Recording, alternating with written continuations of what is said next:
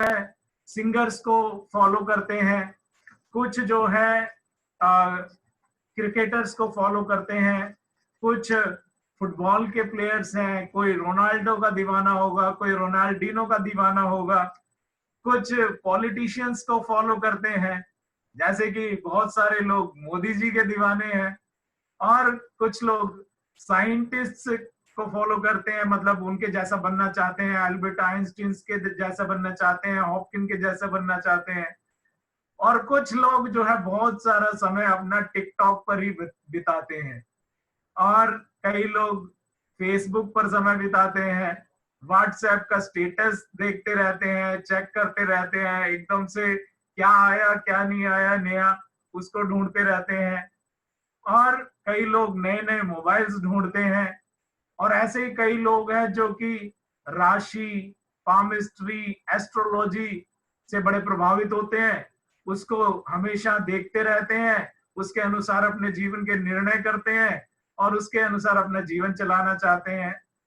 आजकल हम देखते हैं कि बच्चों को गेम्स का बहुत शौक है, जैसे कि PUBG, GTA vice city, free fire, blue whale and COC, clash of clans. तो ये सब गेम्स हैं। और यूट्यूब हमें कितना प्रभावित कर रही है, कई सारे लोग जो हैं यूट्यूब को ही देखते रहते हैं। तो हम यहाँ पर बार बार बोल रहे हैं, हम क्या देखते हैं, क्या सुनते हैं, क्या सोचते हैं। We need to be mindful, we need to be watchful. और हम यूट्यूब बस देखे जा रहे हैं, एक के बाद दूसरा, दूसरे के बाद तीसरा, तीसरे के बाद चौथा, and we are not aware कि हम क्या, हमारे अंदर बदलाव अपने आप आता जा रहा है हमारी जानकारी के बगैर। मतलब अगर हम बात करें मेडिकल वे में, तो हम जानते हैं कि हमारे ब्रेन के 3 पार्ट्स होते हैं, एक कॉन्शियस है, दूसरा सबकॉन्शियस है और तीसरा अनकॉन्शियस है। इसमें से कॉन्शियस पार्ट सिर्फ एक है, और जो है सबकॉन्शियस पार्ट जो है 3 पार्ट्स है, और 5 पार्ट जो है अनकॉन्शियस है, अगर हम 9 पार्ट्स में डिवाइड करते हैं।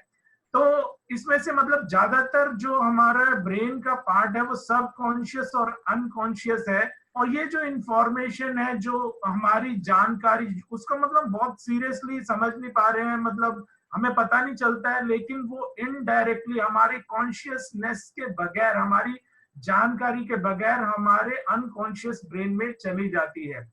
और हम व्लॉग्स देखते रहते हैं, कोई लोग वीडियोस देखते रहे, इंटरनेट पे बहुत सारा समय बिताते हैं, और कोई लोग जो है शॉपिंग साइट्स पर बहुत सारा समय बिताते हैं। तो इसमें होता क्या है कि जैसे इंटरनेट देखते देखते हो सकता है कि हम पॉर्न साइट्स को देखने लग पड़े, शॉपिंग साइट्स को देखते देखते हो सकता है कि हम बहुत सारे लुभावने ऑफर्स आते हैं और उसमें लिंक्स आते हैं, हम उस लिंक्स को क्लिक कर दें और उसके द्वारा जो है हमको कोई हैकर हैक कर ले और वो हमारा जो अकाउंट हैक कर ले और हमारा पैसा निकाल कर ले जाए। अभी रिसेंटली एक वीडियो में मैंने देखा कि छोटे बच्चों ने क्या किया कि उन्होंने बोला हम मतलब माता पिता से चोरी, उन्होंने बोला कि हम शॉपिंग करेंगे, और उन्होंने जो है अपने पिताजी का कार्ड जो सो रहे थे उनका कार्ड निकाला और उस साइट पर से उनको जो भी इंस्ट्रक्शन दी गई कि आप कार्ड की फोटो खींचकर भेज दीजिए, कार्ड का CVV भेज दीजिए, वो सब कुछ उन्होंने भेज दिया। और अल्टीमेटली पता चला कि उनके पिताजी के 8 लाख रुपए उसमें से निकल गए। तो we need to be watchful कि हम क्या कर रहे हैं, क्या सोच रहे हैं, क्या देख रहे हैं। तो ऐसा इससे होता क्या है, मतलब ये ऐसी बात है कि इन सब को देखने से होता क्या है, मतलब मैं ये नहीं कह रहा कि इन सब को नहीं देखना चाहिए, देखिए, लेकिन अगर इसे अनकंट्रोल्ड वे में या आउट ऑफ द कंट्रोल वे में देखेंगे, हम आत्म संयम नहीं रखेंगे, तो उस कंडीशन में हम जो है इसके अंजाम बहुत ही गंभीर हो सकते हैं। तो इससे होता क्या है, मतलब जब भी हम ये साइट्स वगैरह पे जाते हैं या ऐसे किसी गेम्स वगैरह में जाते हैं, तो उसमें क्या है कि हमको लालच दिया जाता है और उस लालच की वजह से हम पाप करने के लिए उकसाए जाते हैं और हम कई बार पाप कर बैठते हैं और पाप की वजह से हम जो है उसके घातक परिणाम को भोगते हैं। प्रभु का वचन कहता है कि पाप वासना के गर्भ से उत्पन्न होता है। पाप वासना के गर्भ से उत्पन्न होता है और पाप का वेतन मृत्यु है। फॉर एग्जाम्पल, चूहे को पकड़ने के लिए चूहेदानी में रोटी लगाई जाती है। चूहा उसको देखता है, उसको देखकर उसके मन में लालच आता है और वो रोटी खाने के लिए जाता है और चूहेदानी में फंस जाता है और उसका परिणाम क्या होता है कि अंत में उसको मरना पड़ता है। तो हम क्या चूहे हैं? शैतान क्या हमें चूहा समझता है? ये अब हमको अपने आप को समझना है, पूछना है ये सवाल कि हमको लालच दिया जाता है। इन सारी चीजों के द्वारा हम जो है लालच में फंस सकते हैं और उस लालच का परिणाम मृत्यु हो सकता है। फॉर एग्जाम्पल, हमने देखा कि अभी ब्लू व्हेल गेम जब चला था तो बहुत सारे बच्चे और बहुत सारे लोगों ने ब्लू व्हेल गेम को खेला। They got influenced with that and then finally they got infected with that और उन्होंने उसे खेला और अंत में क्या हुआ, उनको मृत्यु की प्राप्त हुई, मतलब वो मर गए। तो ये जो है अब हम देखते हैं कि इस प्रकार हमको शैतान जो है फंसाने के लिए कोशिश करता है और हमको जो है we need to be watchful कि हमें क्या करना है और क्या नहीं करना है। इसी के लिए प्रभु का वचन पेत्रुस का अध्याय 5 पद संख्या 8 और 9 जो आज का हमारा टॉपिक है, बी वॉचफुल, उसके बारे में प्रभु का वचन क्या कह रहे हैं? आप संयम रखें और जागते रहें। आपका शत्रु शैतान दहाड़ते हुए सिंह की तरह विचरता है और ढूंढता रहता है कि किसे फाड़ खाए। आपका शत्रु शैतान दहाड़ते हुए सिंह की तरह विचरता रहता है, मतलब आपके चारों तरफ इर्द गिर्द घूमता रहता है, मौके की तलाश में रहता है कि जैसे ही मुझे मौका मिलेगा तो मैं इन्हें फाड़ खाऊंगा। मतलब हम शायद अलर्ट नहीं है और हमें पता भी नहीं है, हम बिल्कुल रिलैक्स है। ये बात ऐसे है जैसे कि मतलब हिरन जो है एक तालाब के किनारे पानी पीने के लिए आता है और यदि वो पानी पी रहा है और उसने वो अगर अलर्ट नहीं है तो जैसे ही जो सिंह को मौका मिलेगा वो उसको धर दबोचेगा और उसको फाड़ खाएगा। लेकिन हिरन हमसे बहुत इंटेलिजेंट है, ही इज ऑलवेज वॉचफुल, वो हमेशा सतर्क रहता है, उसके कान खुले रहते हैं, उसकी आंखें खुली रहती हैं, वो पूरा चौकन्ना रहता है और वो हर आहट पर ध्यान रखता है और जैसे ही उसे भनक पड़ती है वो तुरंत वहां से भाग जाता है। तो प्रिय दोस्तों, हमें भी जो है ऐसे ही वॉचफुल रहने की जरूरत है। यहाँ पर प्रभु यीशु हमको लगातार गाइड करते रहते हैं। यीशु योहन 10:10 में हमें बताते हैं कि चोर केवल चुराने, मारने और नष्ट करने के लिए आता है। चोर केवल चुराने, मारने और नष्ट करने के लिए, हमारा सब कुछ चुरा लेने के लिए, हमारा सबको हमें मारने के लिए और हमारा सब कुछ नष्ट करने के लिए आता है। तो हमें सतर्क रहने की जरूरत है।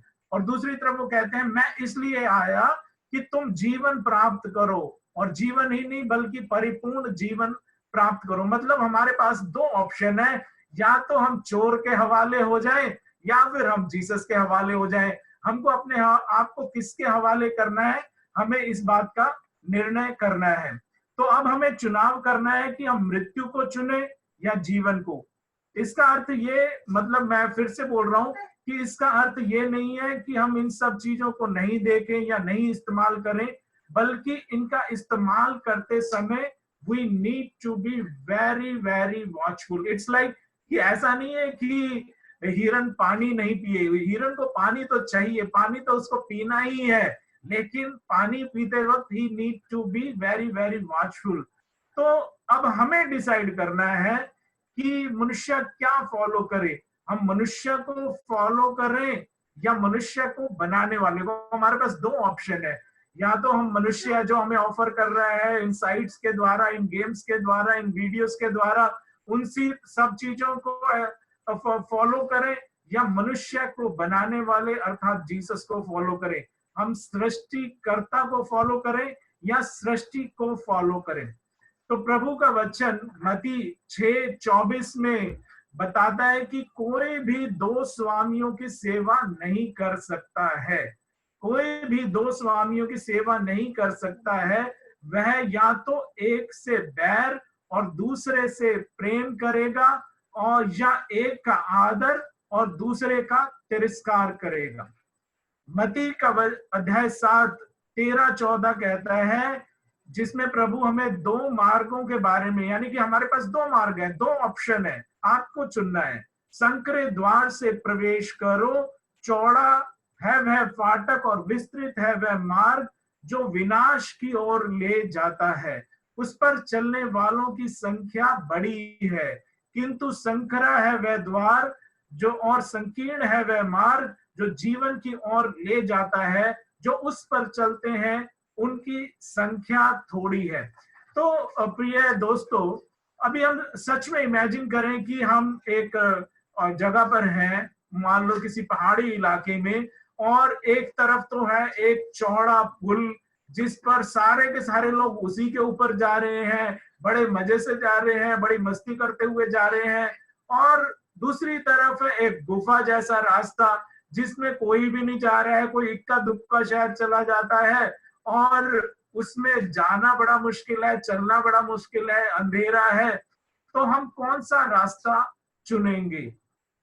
आप खुद अभी इसी वक्त सोचकर देखिए कि सच में यदि आपके सामने ये कंडीशन है तो आप क्या करेंगे? डेफिनेटली मैं तो वो चौड़ा वाला रास्ता ही चुनूंगा, क्योंकि उसमें एक श्योरिटी मुझे दिखाई दे रही है कि बिल्कुल सभी लोग उसी पर जा रहे हैं, और वो खुला रास्ता है, सेफ है, बढ़िया है, मजा है, मस्ती है। लेकिन यहाँ पर जीसस साफ साफ हमको बता रहे हैं कि नहीं नहीं नहीं नहीं। तो ये जो मार्ग है चौड़ा है, वह चौड़ा है वह फाटक, और विस्तृत है वह मार्ग जो विनाश की ओर ले जाता है। तो ये जो चौड़ा रास्ता है ये आपको विनाश की ओर ले जाएगा, किंतु संकरा है वह द्वार और संकीर्ण है वह मार्ग जो जीवन की ओर ले जाता है। जो ये छोटा वाला रास्ता है ये आपको जीवन की ओर ले जाएगा। यहाँ पे क्लियर कट जीसस हमें बता दे रहे हैं कि हमें, मतलब इसमें हमें हमारा दिमाग लगाने की जरूरत नहीं है। जीसस ने क्लियरली हमको इसके बारे में इसका क्लियर आंसर दे दिया है। जो उसे पाते हैं उनकी संख्या थोड़ी है। उस बात को भी हमें सोचने की जरूरत है कि मतलब इस रास्ते पर चलने वाले लोग कम है। यानी कि अगर हम उस गुफा के अंदर जाएंगे तो लोग कहेंगे भाई ये बेवकूफ है, ये पागल है, ये सरफिरा है। तो शायद हम जीसस यूथ के साथ अक्सर ये बात होती है, हमारे दोस्त, हमारे पड़ोसी, हमारे आसपास के लोग हमें पागल ही बोलते हैं, हमें सरफिरा बोलते हैं। मुझे तो बोलते हैं पागल सरदार। Hallelujah hallelujah. ठीक है। तो प्रभु ये बताते हैं कि जो यीशु के पीछे चलते हैं वो अंधकार में नहीं भटकते हैं, क्योंकि यीशु स्वयं ज्योति है। जॉन 8:12, यूहन्ना का अध्याय 8 पद संख्या 12 बताता है कि जो यीशु के पीछे चलता है वो अंधकार में नहीं भटकता है, वो क्योंकि स्वयं ज्योति है। यहाँ पर हमें अब एक हम कहानी को याद करते हैं, जो कहानी आपने कई बार ही सुनी होगी कि हमें कौन सा चुनाव करना है।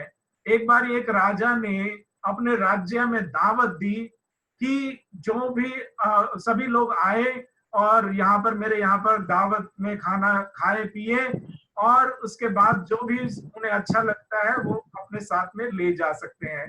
राजा का बेटा एक सुंदर राजकुमार, जवान राजकुमार होता है, और इस समय पर राज्य के सभी लोग वहां पर आते हैं, दावत में खाते हैं पीते हैं, और अंत में वो महल में जाकर उन्हें जो भी अच्छा लगता है उसको वो अपने साथ में ले जाते हैं।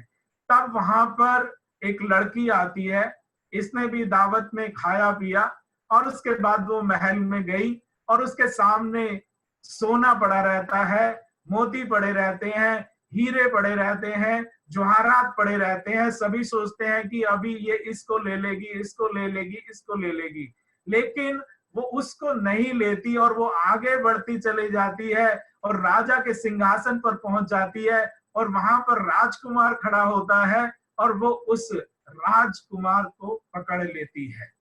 तो प्रिय जीसस यूथ के मेरे दोस्तों, वो राजकुमार को पकड़ने का बुद्धिमान निर्णय करती है, इंटेलिजेंट डिसीजन लेती है कि मैं राजकुमार को पकड़ूंगी तो सारा जो कुछ भी राजकुमार का है, जो पिता का है वो पुत्र का है, और जो पुत्र का है वो उसका हो जाएगा। यानी कि जितना भी सब कुछ यहाँ पर है वो उसे मिल जाएगा।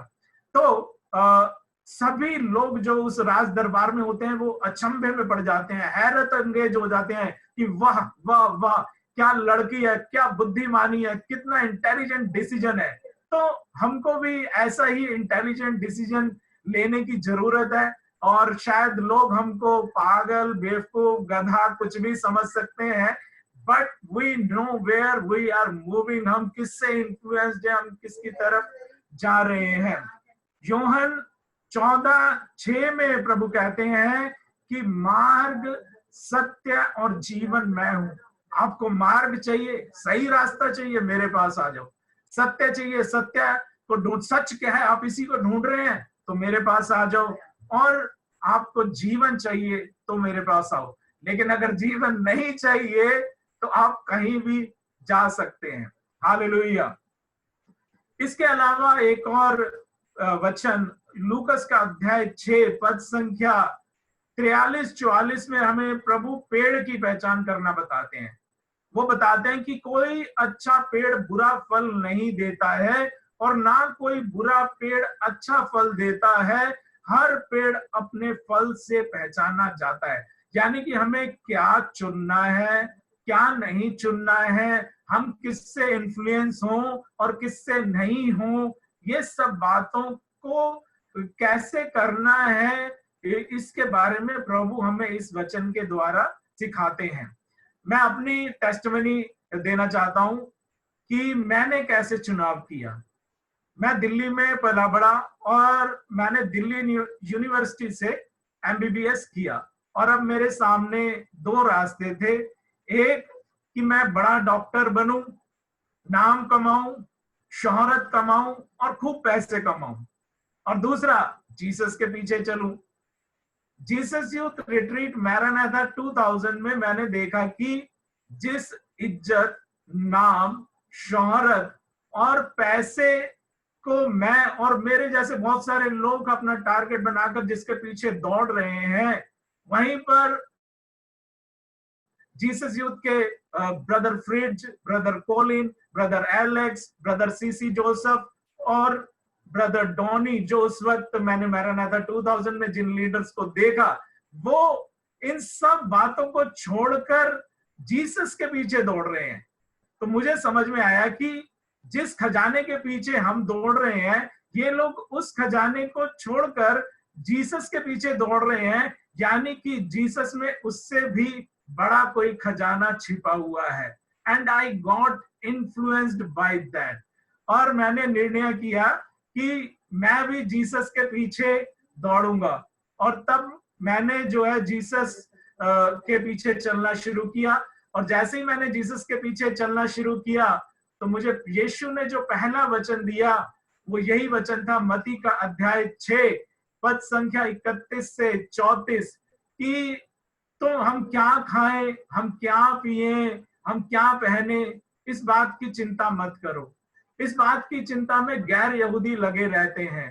तुम्हारा स्वर्गीय पिता जानता है कि तुम्हें इन सभी की जरूरत है, परंतु तुम सबसे पहले ईश्वर के राज्य और उसकी धार्मिकता की खोज करो, बाकी सब चीजें तुम्हें यूं ही मिल जाएंगी।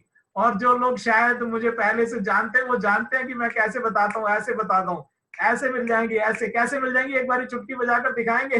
Hallelujah, hallelujah. तो सब चीजें तुम्हें यूं ही मिल जाएंगी।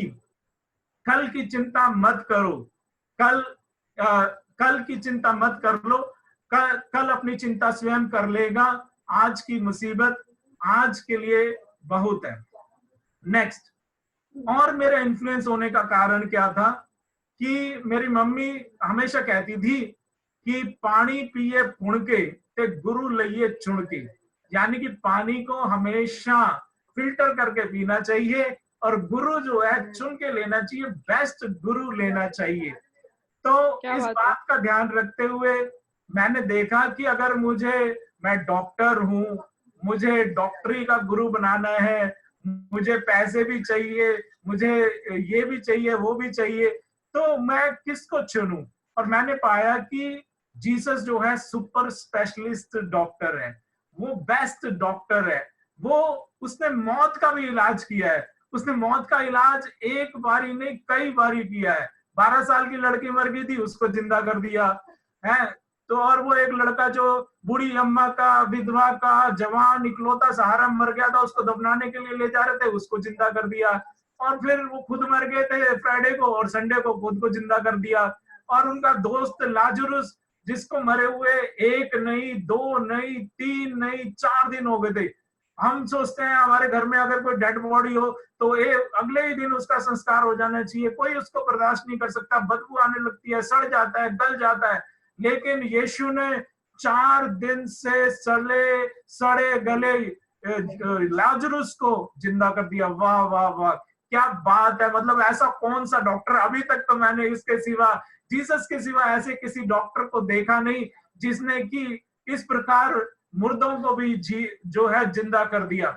और ये बातें मनगढ़ंत नहीं, मतलब आज की तारीख, आज का समय इस बात की गवाही देता है। मतलब ये बात ने भी मुझे इन्फ्लुएंस किया कि ये एक रिकॉर्डेड इवेंट है। मतलब आज की तारीख है 28 जून 2020, जिसका अर्थ है कि इस बात को घटित हुए 2020वां साल चल रहा है, 6ठा महीना चल रहा है, आज 28वां दिन है, समय हुआ 11 बजे यानी कि 11वां घंटा चल रहा है, समय हुआ 33 मिनट यानी कि 33वां मिनट चल रहा है, और सेकंड्स यानी कि मान लीजिए 30 सेकंड हुए, अब हो गए 31, अब हुए 32, अब हुए 33, यानी कि सुई की हर एक टिक टिक, सुई की हर एक घड़ी इस बात की घोषणा कर रही है कि ये सत्य है, ये सत्य है, ये सत्य है।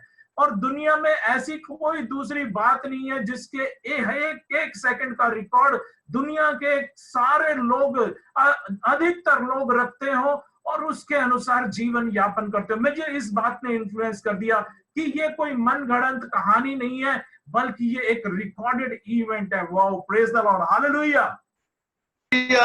Hallelujah hallelujah.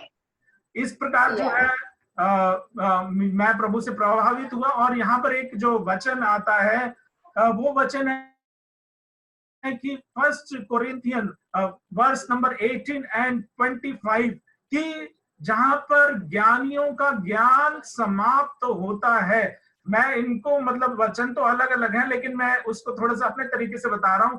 जहां पर ज्ञानियों का ज्ञान समाप्त होता है, वहां पर ईश्वर की मूर्खता शुरू होती है। हालेलुया।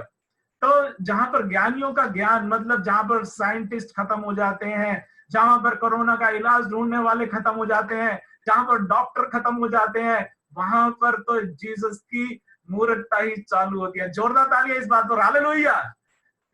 तो हमें जो है अब डिसाइड करना है कि हम किस बात से इन्फ्लुएंस हो, हम इस दुनिया से इन्फ्लुएंस हो या इस दुनिया को बनाने वाले से इन्फ्लुएंस हो। और इसके अलावा जो थोड़ा सा और मैं अपनी टेस्टिमनी के बारे में बोलना चाहता हूं कि जैसा मैंने बताया कि मैं दिल्ली में पला बड़ा हूं और दिल्ली के कॉलेज से मैंने पढ़ाई करी। तो अब मेरे सामने ऑप्शंस था, मेरे कॉलेज के दोस्त, घूमना फिरना, पिक्चरें देखना, पार्टीज करना, कनॉट प्लेस और पालिका बाजार जैसे बाजारों में घूमना, और दूसरी तरफ था जीसस यूथ जिसमें जवान लड़के लड़कियां थे, लेकिन फिर भी पूरे संयम में। जवान लड़के लड़कियां, लेकिन ब्लेसेड सैक्रामेंट, ईश्वर की 24 घंटे आराधना करते हुए, जैसे कि साधु संत महात्मा लोग करते हैं, तपस्या करते हुए। जवान लड़के लड़कियां, लेकिन हमेशा प्रार्थना करते हुए, हमेशा ये विश्वास होता था कि हर कोई मेरे बारे में अच्छा ही सोच रहा है। इतने लविंग, इतने केयरिंग की कहना ही क्या। ये सब मैंने अनुभव किया अपनी पहली ही रिट्रीट में। स्टेज पर गाना गा रहे हैं तो उनके साथ ही हाथ, उनके जो साथी लोग हैं वो हाथ पकड़कर उनके लिए प्रार्थना कर रहे हैं। तो जीसस यूथ के मेरे दोस्तों,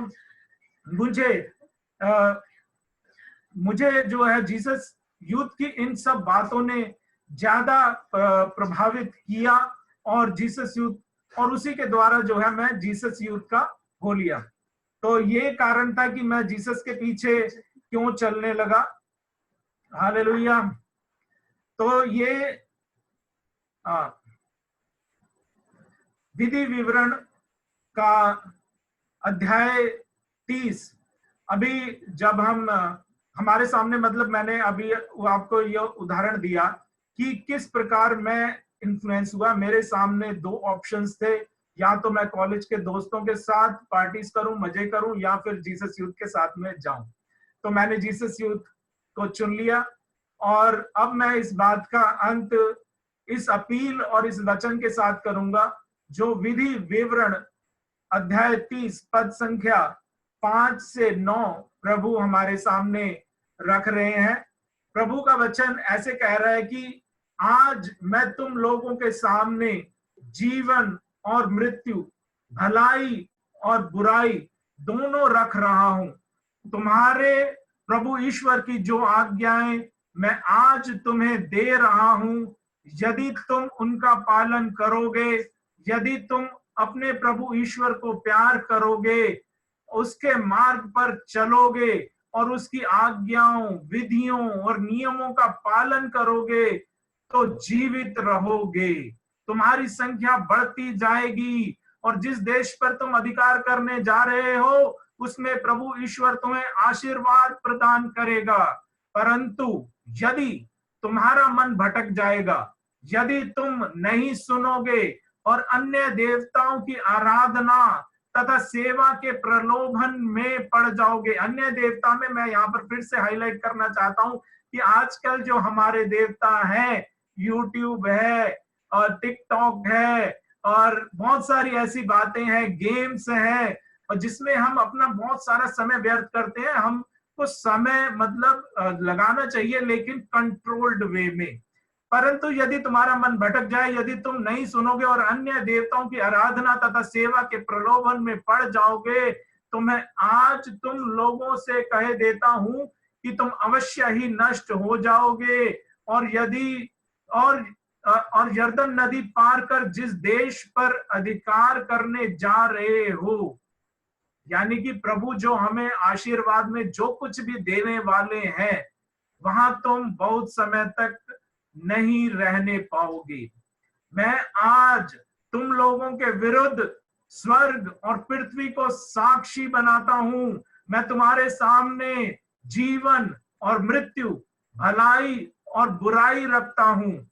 तुम लोग जीवन को चुन लो, जिससे तुम और तुम्हारा वंशज जीवित रह सके।